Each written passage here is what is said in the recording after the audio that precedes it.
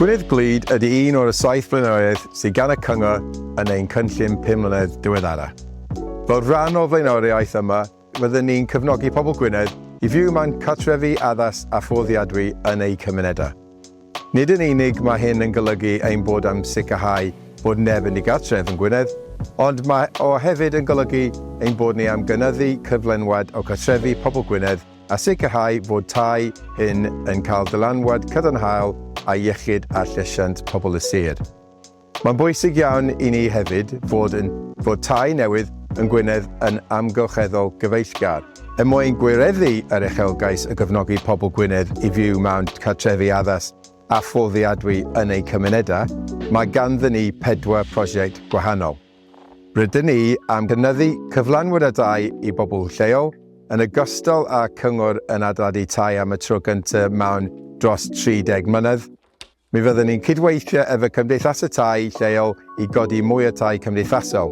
Rydyn ni hefyd yn darparu grantiau prynwyr tro gyntaf i adnewyddu tai gwag, yn prynu tŷ adeiladu ar gyfer y dyfodol, a wedi cyflwyno cynllun equity trwy'r cynllun prynu cartref, fel y gall prynwyr tro gyntaf cael mynediad at gydreffu yn eu cymunedau.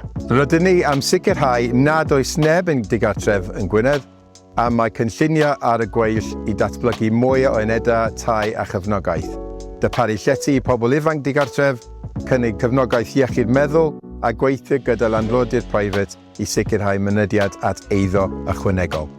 Prosiect arall ydy reolaeth ail-gartrefi a llety gwyliau tymor byr.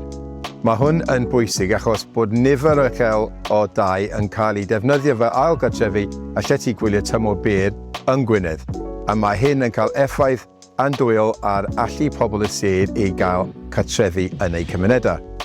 Mae'r gyfwng costau ynni a thlodi tanwydd yn golygu bod nifer o bobl y sir yn methu cadw eu tai yn gynnes, ac o ganlyniad mae peryg gwirioneddol i iechyd rai o ein trigolion.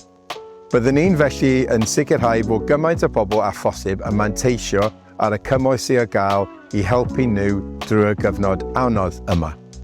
Cadwch olwg am fwy o wybodaeth a fideos am ein blaenoriaethau a'r cyfryngau cymdeithasol y cyngor dros y wythnosau a misoedd nesaf.